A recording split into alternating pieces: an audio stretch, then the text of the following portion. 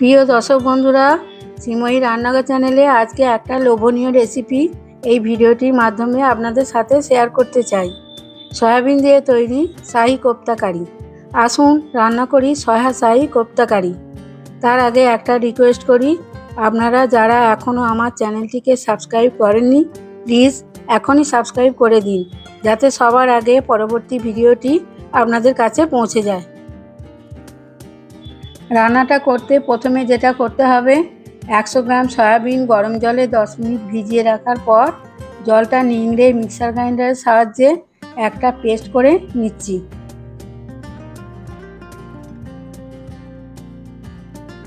এবার আলাদা একটা মিক্সিং পাত্রে সয়াবিনের পেস্টের ওপর রাখলাম স্ম্যাশ করা আলু সিদ্ধ, 1 চামচ আদা বাটা, 1 চামচ ধনে পাউডার, 1 চামচ জিরে পাউডার, হাফ চামচ লাল লঙ্কা পাউডার, গোলমরিচ গুঁড়ো হাফ চামচ, গরম মশলা হাফ চামচ, চিনি 1 চামচ, কর্নফ্লাওয়ার 2 চামচ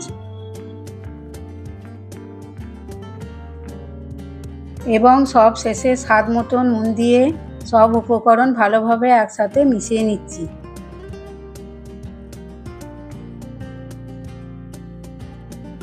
এখন ওই মিশ্রণ থেকে অল্প অল্প নিয়ে কোপ্তা তৈরির জন্য বলের আকারে গড়ে নিচ্ছি।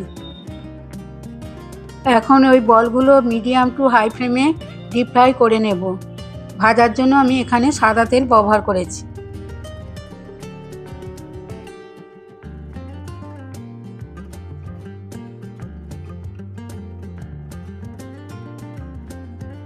কোপ্তার বলগুলো ভাজা হয়ে গেছে, আলাদা একটা পাত্রে তুলে রাখলাম।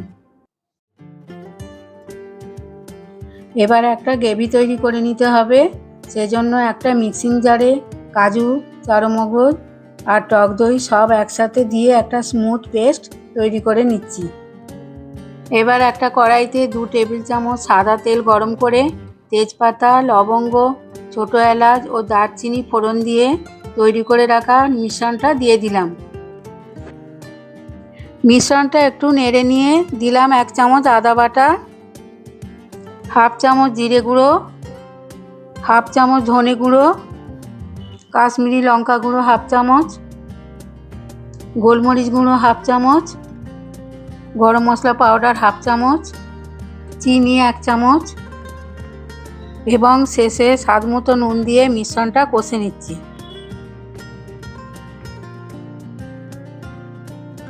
কাজু, চারমগজ ও দই দিয়ে যে মিক্সিং জারে পেস্টটা তৈরি করেছিলাম সেটাতে অল্প জল দিয়ে জলটা দিয়ে দিলাম।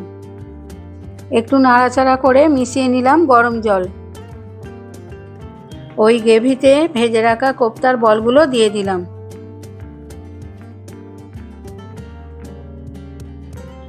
এখন 2 থেকে 3 মিনিট রান্না করতে হবে। 3 মিনিট পর ফিরে আসছি, দিয়ে দিলাম অল্প একটু কসুরি মেথি, দিয়ে দিলাম 2টো চেরা কাঁচা লঙ্কা, আবার একটু নাড়াচাড়া করে নিলাম। সব শেষে ধনেপাতা দিয়ে নেড়ে নিলাম।